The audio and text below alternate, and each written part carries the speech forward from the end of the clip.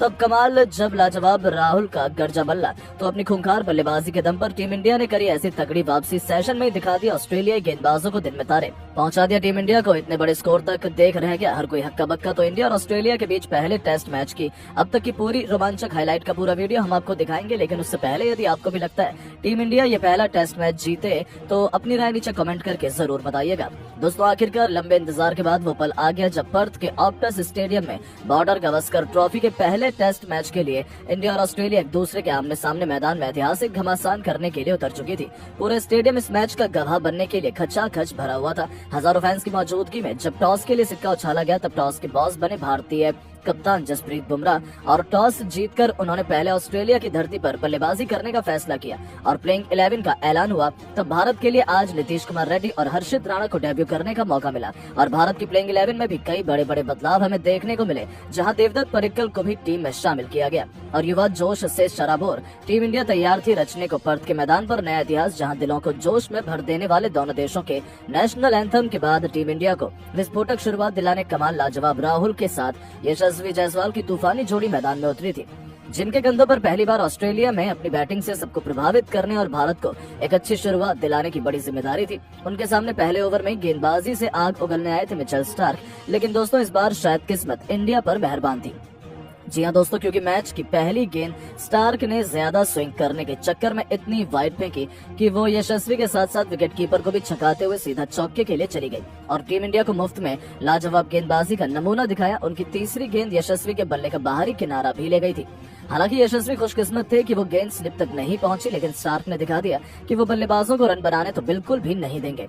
जहां पहले ओवर के बाद मुश्किल से टीम इंडिया 6 रन बना पाई थी, जहां बल्ले से तो एक भी रन नहीं आया था, तो दूसरी तरफ से आए जोश हैजलवुड ने भी केएल राहुल को अपनी कातिलाना गेंदबाजी से ऐसा छकाया कि गेंद और बल्ले का संपर्क करवाना भी इस बल्लेबाज के लिए नामुमकिन हो गया था।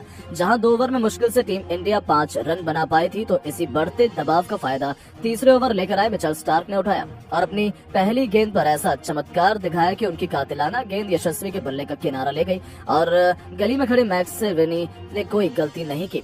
जहां ऑस्ट्रेलिया में पहली चुनौती में तो यशस्वी बुरी तरीके से फ्लॉप साबित हुए और 8 गेंदें खेलकर बिना खाता खोले इस खिलाड़ी को पवेलियन लौटना पड़ा और टीम इंडिया की तूफानी शुरुआत की उम्मीद पर तो स्टार्क ने पहले ही पानी फेर दिया। उनके आउट होने के बाद अब देवदत्त पडिक्कल को मैदान में मोर्चा संभालने के लिए भेजा गया था, लेकिन स्टार्क की गेंद का सामना कर पाना उनके बस की बात कहाँ थी। उन्हें तो हवा भी नहीं लग रही थी कि गेंद आ कहां से रही और कहां जा रही। ऑस्ट्रेलियाई गेंदबाज पूरी तरीके से टीम इंडिया पर हावी थे, यहाँ तक कि एक रन भी स्कोर बोर्ड में जोड़ पाना नामुमकिन था, जहां अब तक दोनों बल्लेबाज खाता तक नहीं खोल पाए थे। भारतीय टीम की हालत खराब लग रही थी। चौथे ओवर में हैजलवुड की अंतिम गेंद पर 3 रन लेकर राहुल टीम इंडिया को 4 ओवर में मात्र 8 रन तक पहुंचा पाए थे और इसी के साथ राहुल ने अपना खाता भी खोल लिया था। ये कहना मुश्किल था कि गेंद और बल्ले के बीच कांटे का मुकाबला खेला जा रहा है, क्योंकि अब तक तो केवल गेंदबाजों ने कहर बरपाया था, बल्लेबाजों का तो नामो निशान भी नजर नहीं आ रहा था। भारतीय खेमे और फैंस में मायूसी छाई हुई थी।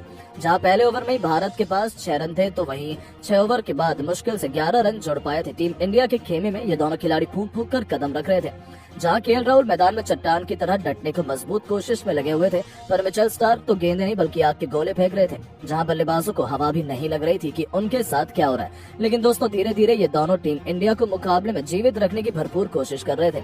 9 ओवर में टीम इंडिया ने 14 रन बनाए थे, जो टेस्ट मैच के हिसाब से तो काफी कम माना जा रहा था। भारतीय पारी कछुए से धीमी रफ्तार से आगे बढ़ रही थी, जो टीम इंडिया के लिए फायदेमंद होता तो बिल्कुल भी नजर नहीं आ रहा था।